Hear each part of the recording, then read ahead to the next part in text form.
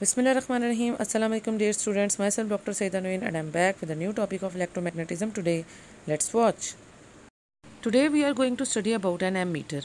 An ammeter is an electrical instrument which is used to measure the current in amperes.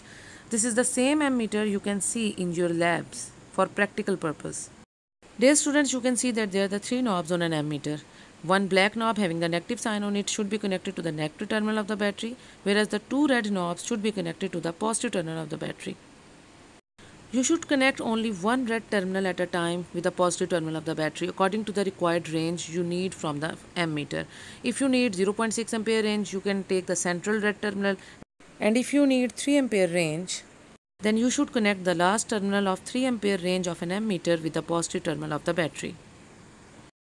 Now this is a galvanometer you can see in your labs for a practical purpose. Now you can see that there are three knobs on it as on ammeter. One black knob is representing the negative terminal and the two red knobs are representing the positive terminals. As I have said earlier, for an ammeter that only one red knob should be connected to the positive terminal of the battery according to the desired range of current which we want to detect from a galvanometer. As you already know that galvanometer is an electrical device which is used to detect the current in a circuit. Dear students, there are two important conversions of this galvanometer which we have to study not only in our theoretical syllabus but as well as in our practical syllabus.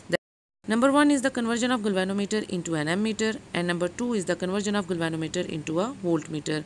Today we are interested in first conversion, that how we can convert a galvanometer into an ammeter. Let's watch.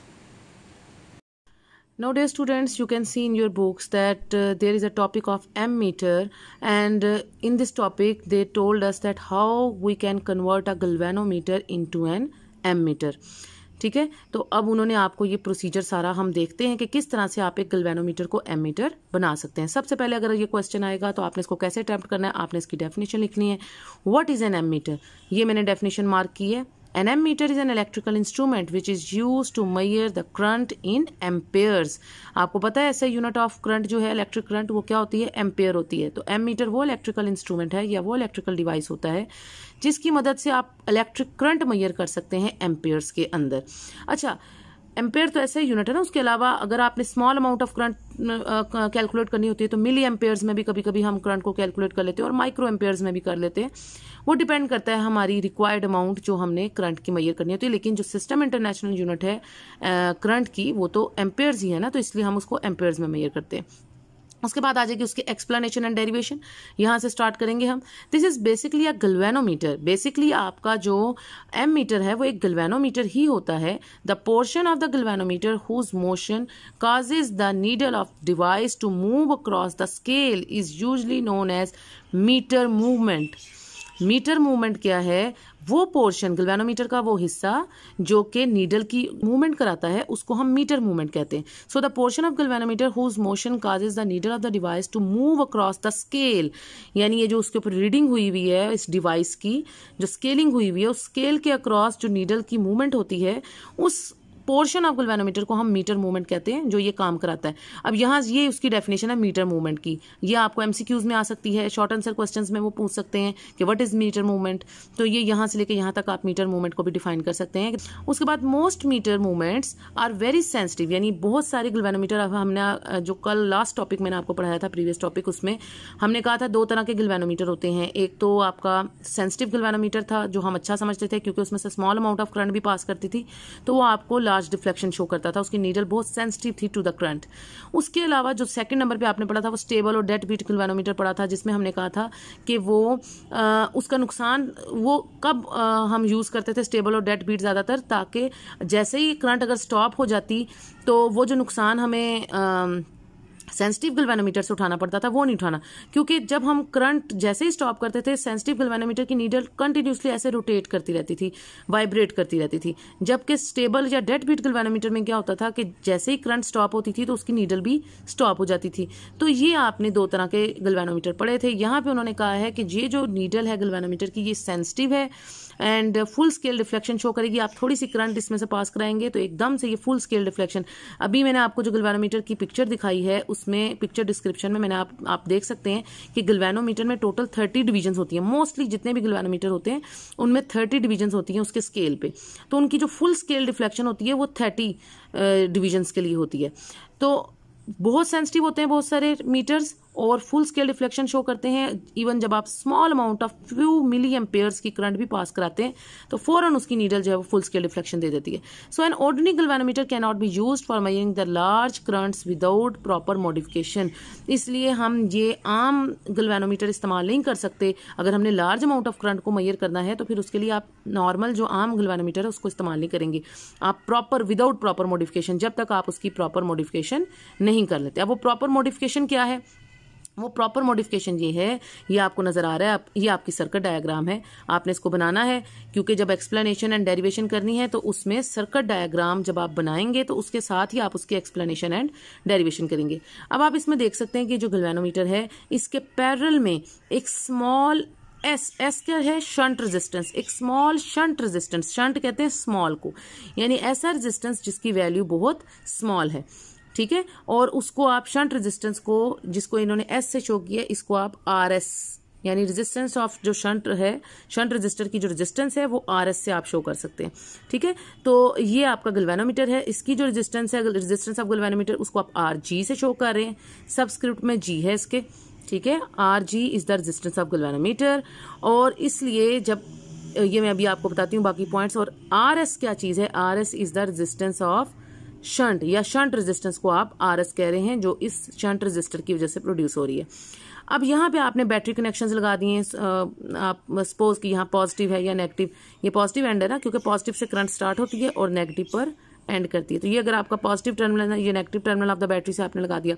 Positive से current start हुई। जब आप parallel में, आपको पता है, connection देते हैं तो किसी भी चीज को जब आप पैरेलल में लगाएंगे, जैसे गैल्वेनोमीटर के पैरेलल में हमने ये स्मॉल रेजिस्टेंस लगाई है, वो इसलिए लगाई है कि अब करंट को दो पाथ मिल जाएंगे, दो रास्ते मिल जाएंगे। पहले उसके पास सिर्फ एक रास्ता था, पैरेलल में लगाने से उसको टू ब्रांचेस मिल गई।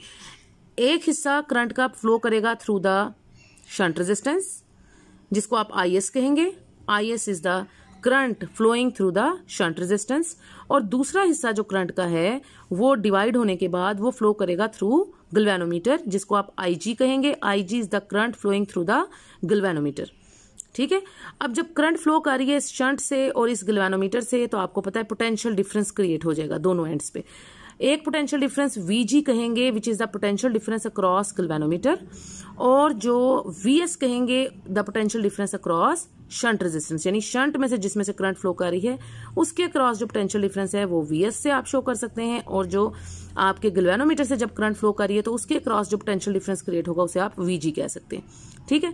अब यहाँ पर suppose we have a galvanometer whose meter movement has a resistance, जो coil है उसकी resistance RG है, and which gives the full scale deflection when a current IG is passed through it from Ohm's law। अब हम Ohm law use करेंगे। know that the potential difference VG which causes the current IG, आप Ohm law लगा के इस VG की value pass through the galvanometer, कितनी potential difference होगी? ओहम लॉ के बता, V is equal to I R, ये ओहम लॉ कहता है ना। तो यहाँ पे हम किसकी पोटेंशियल डिफरेंस निकाल रहे हैं? Through galvanometer. So VG should be equal to IG RG। ये आ गया आपका फर्स्ट एक्सप्रेशन। उसके बाद if we want to convert this galvanometer into an ammeter which can measure a maximum current, अगर हम ये चाहते हैं, अगर तो हम एज इट इज, हमने कहा गैल्वेनोमीटर, आप अभी शुरू में हमने पढ़ा था कि this is basically a galvanometer, यानी आपका एम मीटर एक तरह का गैल्वेनोमीटर होता है। दोनों में फर्क ये होता है कि एम मीटर से आप करंट को मेजर कर सकते हैं, जबकि गैल्वेनोमीटर से आप करंट को सिर्फ डिटेक्ट कर सकते हैं। लेकिन इसलिए क्योंकि गैल्वेनोमीटर में छोटी सी करंट भी, सेंसिटिव गैल्वेनोमीटर हो तो वो फिर लार्ज डिफ्लेक्शन देता है। अगर हम चाहते हैं large amount of current galvanometer से पास कर सके तो हमें गैल्वेनोमीटर को एम मीटर बनाना पड़ेगा। अब वो एम मीटर किस तरह से बनाएंगे ताकि वो मैक्सिमम अमाउंट ऑफ करंट को मेजर कर सके? It is necessary to connect a low value bypass resistor, जिसको आप शंट कह रहे हैं। What is shunt resistor? Shunt resistor is a low value bypass resistor. ये आपके पास शंट की डेफिनेशन आ गई है कि अगर आपसे वो शॉर्ट आंसर क्वेश्चन में भी पूछें कि what is a shunt resistor, तो आप कह सकते हैं कि a shunt resistor is a low value bypass resistor, ठीक है। The shunt resistance is of such a value so that the current IG of the full scale deflection of the galvanometer passes through the galvanometer and the remaining current I minus IG passes through the shunt in this situation. ये वो क्या समझा रहे हैं आपको? ये वो ये समझा रहे हैं कि IG तो करंट वो है ना जो गुजर रही है आपकी गैल्वेनोमीटर से। ये जो IS करंट शंट में से गुजर रही थी, basically this IS current is the difference of total current I and the current through the galvanometer IG, यानी IS should be equal to I minus IG। ये आप देख सकते हैं कि आई एस किसके बराबर होगी, I minus I G. I is the total current and I G is the current through galvanometer. तो आपका आई एस जो है इन दोनों के डिफरेंस के इक्वल होगा। ये वैल्यू उन्होंने यहाँ पे बात की है आपकी आई एस की।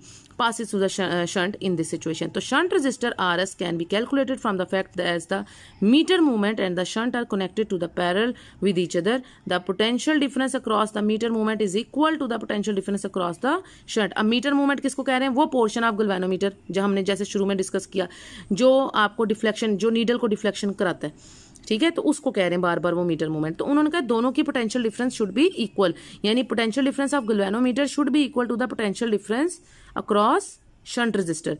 अगर आप ये बात इधर लगाएं, अप्लाई करें कि Vg should be equal to Vs, यानी वो पोटेंशियल डिफरेंस जो कि अक्रॉस गैल्वेनोमीटर थी that should be equal to the potential difference across shunt.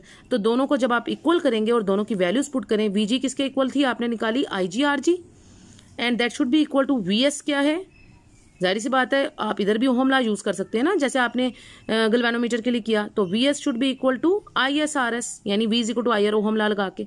तो ISRS और IS की वैल्यू अभी मैंने आपको बताई कि IS आप कैसे कैलकुलेट करते हैं। IS should be equal to I minus IG। वो वैल्यू अब आप IS की इधर पुट कर देंगे इसकी जगह। तो IS जो है वो होगी आपकी I माइनस IG और साथ इंटू RS उसी तरह से। अब यहां से आप ये सारा काम क्यों कर रहे हैं, क्योंकि आपको RS की वैल्यू चाहिए। What is RS? RS is the shunt resistance. आप ये जानना चाहते हैं कि आखिर कितनी वैल्यू ऑफ शंट रेजिस्टेंस आपको चाहिए, यानी कितने ओम का शंट रेजिस्टेंस होना चाहिए जो आप कनेक्ट करेंगे अपने गैल्वेनोमीटर के साथ पैरेलल में, so that it can be converted into an ammeter. तो हमें ये तो नहीं ना पता कि ये शंट रेजिस्टेंस, ये जो वायर लगाई है आपने, ये कितने ओम का रेजिस्टेंस है। तो उसकी रेजिस्टेंस को कैलकुलेट करने के लिए आप ये फार्मूला कैलकुलेट करें। और अब सिंपल मैथमेटिकल स्टेप है, RS आप इधर ही रहने दें और I माइनस IG जो उसके साथ मल्टीप्लाई हो रहा है which is the value of IS, उसको आप दूसरी तरफ जाके इक्वल की सेकंड साइड पे वो डिवाइड हो जाएगा। सो RS should be equal to IG over I minus IG into RG। आप चाहें तो इसको बेशक इस तरह से ब्रैकेट में लिख लें ताकि कोई कंफ्यूजन ना हो। अब यहां से आपका रिजल्ट शुरू हो जाएगा। The resistance of the shunt is usually so small that a piece of copper wire serves the purpose, यानी आप ज्यादातर कॉपर वायर का एक पीस लेके ये शंट, यानी ये जो शंट रेजिस्टेंस है ये कोई रेजिस्टर नहीं है, ये इतना स्मॉल रेजिस्टेंस होती है कि आप इसकी जगह जस्ट एक सिंपल कॉपर वायर भी लगा सकते हैं।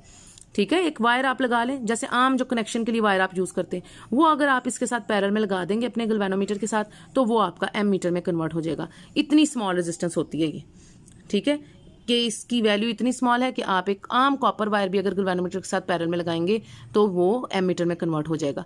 The resistance of the ammeter is combined. अब ये इंपॉर्टेंट बात है कि एमीटर का रेजिस्टेंस जो है वो कंबाइंड रेजिस्टेंस है ऑफ द गैल्वेनोमीटर्स मीटर मूवमेंट, यानी गैल्वेनोमीटर का resistance and the shunt resistance. अगर आप दोनों को कंबाइन करें, रेजिस्टेंस ऑफ द गैल्वेनोमीटर को और शंट के रेजिस्टेंस को, यानी RS प्लस RG, तो वो तब आपके पास रेजिस्टेंस ऑफ एमीटर आएगा। यानी वो कह रहे हैं आपका जो रेजिस्टेंस ऑफ एमीटर है, एमीटर के लिए मैं नीचे A लिख लेती हूँ, that should be equal to the resistance of galvanometer plus the resistance of या शंट रेजिस्टेंस। तो वो आपका टोटल रेजिस्टेंस जो है वो उस तरह से शो करेगा। लेकिन कंबाइंड रेजिस्टेंस तो है, लेकिन चूंकि ये दोनों पैरेलल में लगे तो इक्विवेलेंट आपको पता है ना, रेजिस्टेंस स्मॉल हो जाएगा। अब आप इसको ऐसे नहीं लिखेंगे, क्या फर्क होगा इसमें, ये होगा कि 1 over RA should be equal to 1 over RG plus 1 over RS, इस तरह से लिखेंगे, बजाय आप उसको सम करने की, क्योंकि वो तो सम अप तो रेजिस्टेंस तब होते हैं ना जब सीरीज कॉम्बिनेशन हो। हाँ, चूंकि वो पैरेलल में लगे हैं तो पैरेलल में लगने की वजह से क्या होता है कि दोनों का जो इक्विवेलेंट रेजिस्टेंस है आपका, वो रेजिस्टेंस ऑफ एमीटर है ना, वो 1 over RA and that should be equal to the 1 over RG, जैसे आप रेसिप्रोकल लेते हैं, प्लस 1 ओवर RS। इसका मतलब है रेजिस्टेंस की वैल्यू स्मॉल हो रही है, क्योंकि जब रेजिस्टेंस पैरेलल कॉम्बिनेशन में होते हैं तो उनकी स्मॉल वैल्यू आती है। ये बड़ी इंपॉर्टेंट बात है। उसके बाद usually it is very small, तो जाहिर सी बात है स्मॉल ही होगी, क्योंकि जब आप रेसिप्रोकल निकालेंगे तो स्मॉल रेजिस्टेंस आएगी। An ammeter must have a very low resistance so it does not disturb the circuit in which it is connected in series in order to measure the current. That's another important point. वो ये कह रहे हैं कि आपके ammeter की resistance को इतना स्मॉल होना चाहिए ताकि जो करंट गुजरे, क्योंकि एमीटर का मेन फंक्शन क्या है, it is used to measure the current, तो करंट को डिस्टर्ब नहीं होना चाहिए। करंट कैसे डिस्टर्ब नहीं होगी, अगर रेजिस्टेंस स्मॉल होगी। रेजिस्टेंस स्मॉल होगी तो करंट ज्यादा फ्लो करेगी and your ammeter can work properly, और प्रॉपरली वर्क करेगा, और साथ ही उसको आप सीरीज में लगा देंगे करंट को मेजर करने के लिए किसी भी सर्किट में। यानी आपने दो बातें इसमें याद रखनी है कि पहले तो आपने गैल्वेनोमीटर को कन्वर्ट कराया है into an ammeter by connecting a shunt resistance in parallel to the galvanometer. और जो सेकंड मेन बात है वो ये है कि जब ये बन जाएगा गैल्वेनोमीटर एक एमीटर, तो फिर इस एमीटर को आपने सीरीज में कनेक्ट करना है। ठीक है, एमीटर को हमेशा किसी भी सर्किट के सीरीज में कनेक्ट करेंगे, क्योंकि आपने इससे करंट मेजर करानी है, और करंट मेजर कराने के लिए आप सीरीज कॉम्बिनेशन में इसको लगाएंगे एमीटर को। शंट को पैरेलल में लगाते हैं to convert a galvanometer into an ammeter, जबकि जब वो बन जाएगा एमीटर तो एमीटर को हमेशा आप एक सीरीज कॉम्बिनेशन में लगाते हैं विद एनी सर्किट, किसी भी सर्किट के अंदर जिसमें आपने करंट मेजर करनी हो, so ammeter should be connected in series with that circuit. I hope students आपने आज की ये सारी बातें जो हैं ये अच्छे से अंडरस्टैंड कर ली होंगी। कल इंशाल्लाह हम एक नए टॉपिक के साथ वोल्ट मीटर के साथ आएंगे। कल जब वोल्ट मीटर का पढ़ेंगे तो भी हम उसकी एक प्रैक्टिकल एक्सप्लेनेशन भी देखेंगे और इसकी एक प्रैक्टिकल पिक्चर भी देखेंगे, ताकि हमें पता चले कि एक्चुअली वोल्ट मीटर कैसा होता है और वो किस तरह से वर्क करता है। तो अंटिल द नेक्स्ट लेक्चर अपना बहुत सा ख्याल रखें, दुआओं में याद रखें। अगर आपने अभी तक सब्सक्राइब नहीं किया मेरा चैनल तो you can subscribe my channel, and अगर आपने बेल आइकन प्रेस नहीं किया तो आप बेल आइकन प्रेस कर सकते हैं for future notifications. If you really like my lecture, then you can press the like icon also. You can also share my channel. If you have any problem, you can comment me in the comment section. Thanks for your attention. Take care. Allah Hafiz.